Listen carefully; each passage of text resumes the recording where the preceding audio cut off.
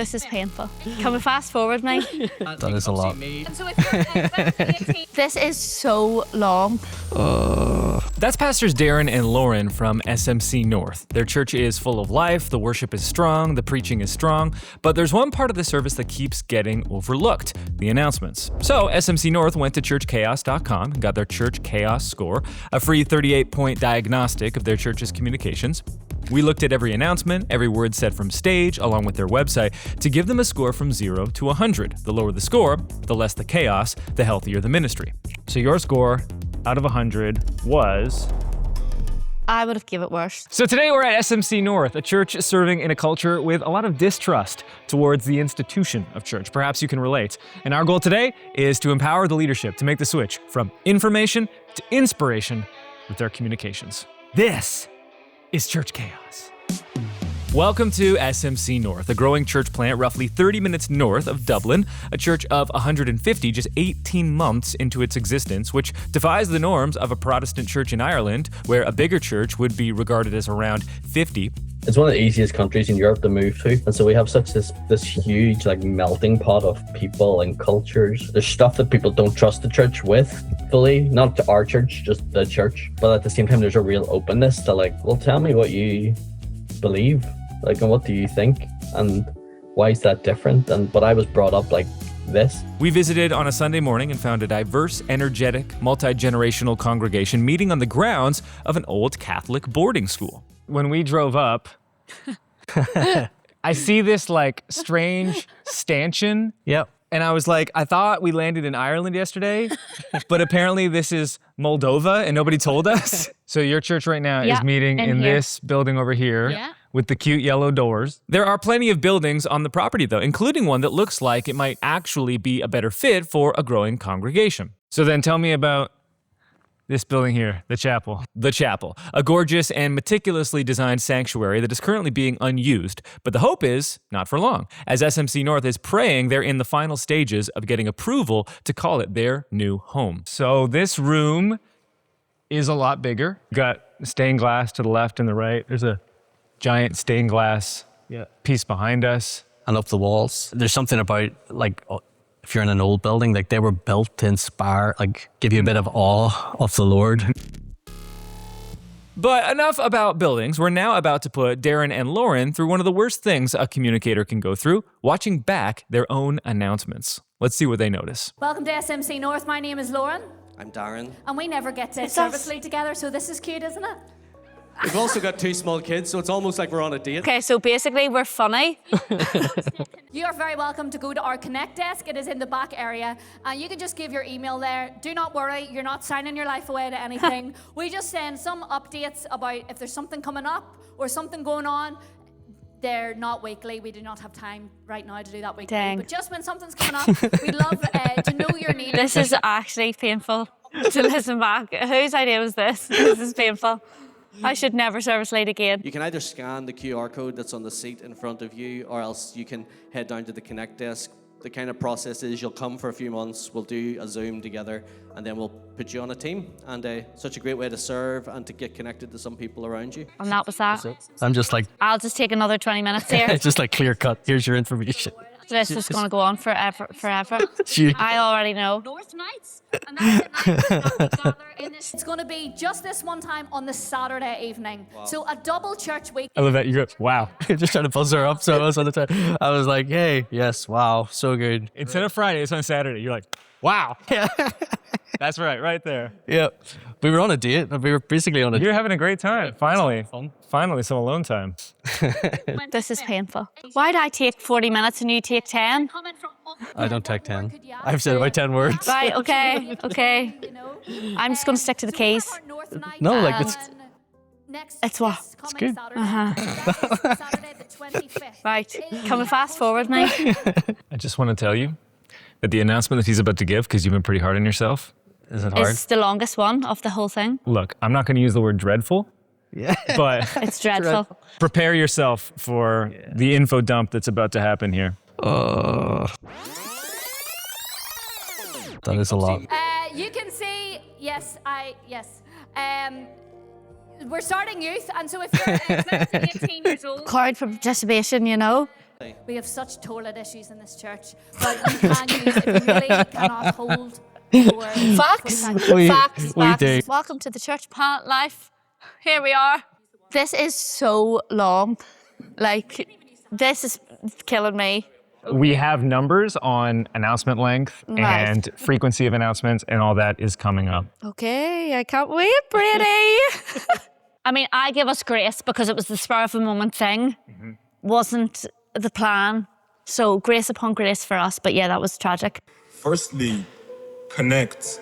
So if you want to stay connected with us, we'll send you emails. Won't spam you. We'll send you emails when Won't spam you. people updated with the church. You just go. Announcements, which logistically are the part that always gets overlooked, are the one part of service where you're inviting people to get involved in the life of ministry. It always gets overlooked in church, but in a lot of ways, it's the part that moves people from spectator to 100%, participant. yeah. Right now, you're kind of in a like Info. convince, try to convince, and even like on the side of like begging. And that's a very normal thing. But if we can get to that like inspire and invite rather than convince and beg, you can go up there and I think like pitch the ministry opportunities that exist in ways that inspire the congregation to get involved. We're about to reveal SMC North's Church Chaos score. If you want to get this score for your own church, it's free and takes about 3 minutes to submit. Just go to churchchaos.com, enter 3 of your services and your church's info, and we'll send you the full report with your score from 0 to 100. So your score out of 100 was 51. I would have given it worse, so. Yeah, that's better than I thought. To get to a score of 51, we graded SMC North on 4 different categories. First, the announcement avalanche, 17 out of 25. That's the volume of promotional noise a congregation sits through every Sunday. SMC North runs about 6 announcements a service. The block itself is short, though, under 4 minutes on average. Second, the Where Do I Go test, 25 out of 25. That's a perfect score in the worst possible way. It's whether someone who decides to take a next step knows exactly where to go. And across 3 services, SMC North pointed people to 10 different destinations, most of them being people. Go see Victor, go find Beatrice, come talk to Lauren. Third, the Sunday Savior Trap, 9 out of 25, one of their healthier categories. And fourth, the first impression score. And here's the good news, a perfect 0. And this measures whether how the church presents online is the same as what you'd find on a Sunday morning. SMC is one of the more than 1,000 churches that have gone through a free digital makeover with us. So we built their website for them, and I'm pleased to say the good first impression they make online is just as great in person. Interested in your own free church makeover? You can just go to makeover.church. The score is like what it is because you're picking up on the one part that's bad. Yes, there is one dimension that like needs improvement, and I have some suggestions for it, but everything else is like not like critical. Yeah. And that's good. The one dimension that does need fixing, though, needs it bad. The Where Do I Go test. SMC is pointing people to 10 different destinations within services to take their next steps. Even more troubling, most of them are people. Scan the QR code that's on the seat in front of you. Go to the Connect table, talk to either myself, there's Liam, there's Darren, Lauren. There's a bunch of people you can just talk to. I think it's going to be Beatrice. You can come and speak to us today or see Rema and Victor. Come see me or Neil, who's here in the red jumper. So if I'm there and I'm new, you don't know that person, who that person is. Precisely. Yeah. That's a really like intimidating, cold approach. Because if I want to get involved with someone, I have to like go up to someone and like ask them if I can be a part of it. Yeah. So I think there are ways to achieve the personal like touch where it is invitation one-to-one. That's less intimidating than that version. When we had our intro call with Darren, here's what he shared about the unique culture they're in. Ireland is an unreached people group. It's like less than 2% Christian. It's very culturally Christian, but that doesn't mean anyone goes to church or follows Jesus or has even heard the gospel before. And we find reluctance to like give over any information. And again, it comes to the distrust and who is this and what is this? And people just don't want to give it up. So when I sat down to build solutions for SMC, I started here, distrust as a default. You talked about the cultural resistance within Ireland. And so you have a tall task in front of you, which is essentially, we need to meet these people where they are and be accommodating. And as soon as they've given us their trust, we need to begin saying, okay, now we need to move you more towards Jesus. This is good where you're at, but we cannot leave you there. We need to move you. Diving deep into how SMC communicates, I honed in on 3 ways of speaking they leaned into and 3 they intentionally seemed to avoid.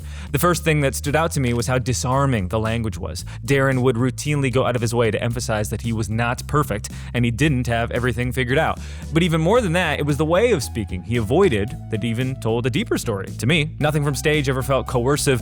Invitations were low pressure. Beyond that, there was nothing combative about the ideas proposed, which I found revealing when you consider the culture SMC serves in. They weren't trying to score points on others. The posture was all about healing and building trust.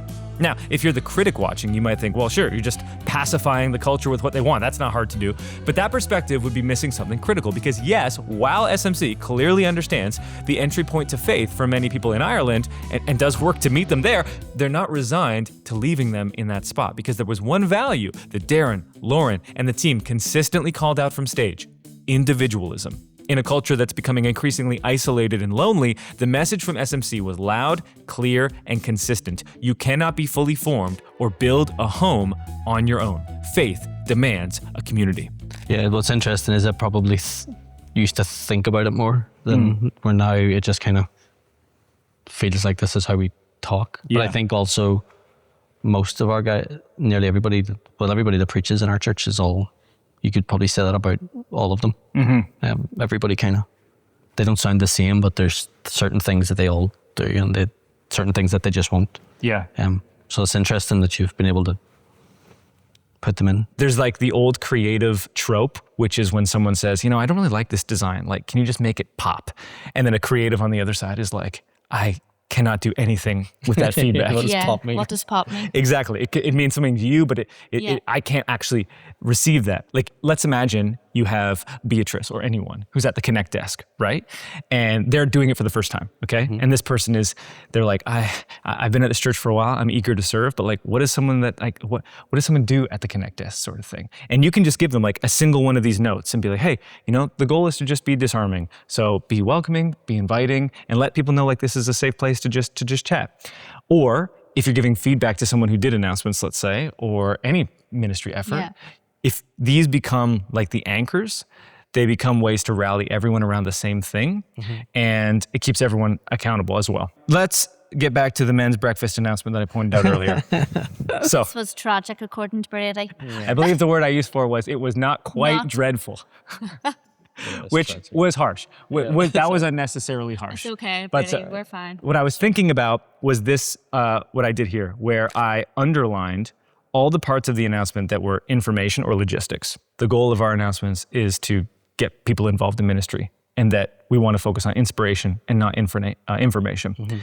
And the one part that I remembered about this announcement was the part that was not underlined, where you basically like said, hey, It was funny, yeah. we know the City North like breakfast cost, and it is not 10 euros. So if it's that cost for you, we're comping it, and you know how much is being comped, right?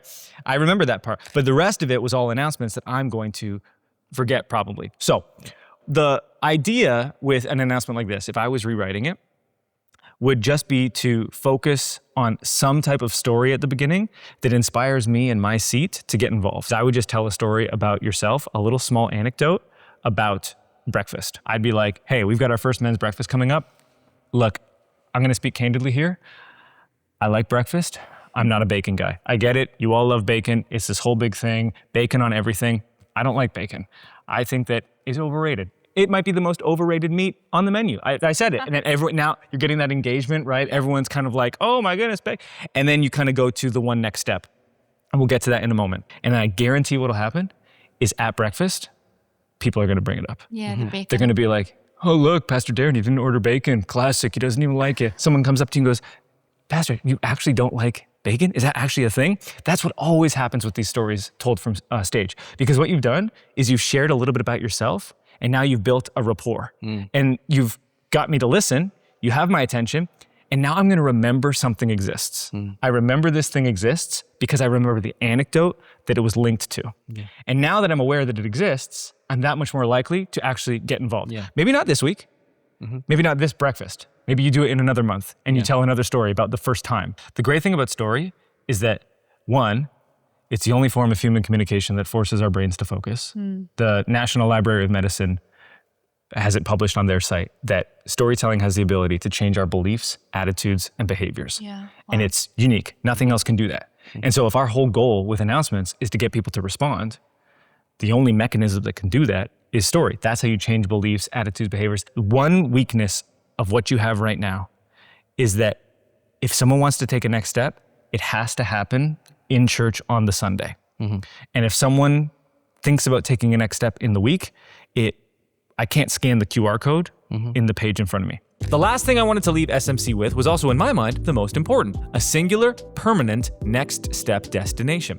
And because we had given SMC a website makeover, they already had the technology, the Launcher by Nucleus, a free widget that we built just for churches that can be installed on any website. And again, if you want your own free makeover, just go to makeover.church and you can claim yours there. Back to the Launcher. It lives in the corner of your website, so your most important next steps can be accessed at any time from any page. The key to making this work, though, is less about the technology and more about the consistency of how you promote it. My recommendation to SMC: buy a dedicated URL to match your website, smcnorth.info, that sends people directly to the Launcher. The simple navigation will then funnel people to where they're trying to go. But here's the catch. Once you've chosen your next step script, you need to use it every single time. Go to smcnorth.info or the kiosk in the lobby. The first time you say this, it'll mean nothing. The second time you say this, it'll mean nothing. If you use this exclusively, it will become ingrained in people's mind. We have to be so hyper committed to the informational piece that we give them, because they're not going to remember that the breakfast is at 9 a.m. But if we can say the same next step script every single time, it can begin to get ingrained in people. I think it definitely helps the Sunday piece. I think my concern is what we have seen work best is individual text messages to individual people.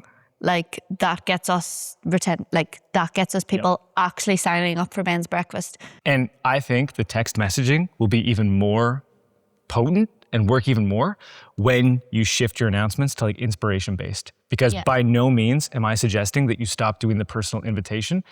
In big church, in small church, like we see that always works. When like if you go up to someone and you say, "Hey, we need a volunteer in kids ministry. Would you consider doing this?" Yes. Right. Whereas that person will sit in church 8 weeks in a row, hear the exact announcement, and not do anything. Now, if you text me and say, "Come to men's breakfast," But you know where to go then. And because I remember the silly story about Darren's hate for bacon, You'll be pushed to more. I'll be like, "Oh, right, that thing." Yeah. And like, I'm already like primed to do it. And that's like the small bits of like culture building that over months and months and years get the church closer, and people are more involved with things and more doing things. To get your Church Chaos score, go to churchchaos.com. And thanks as always for your time, attention, and trust.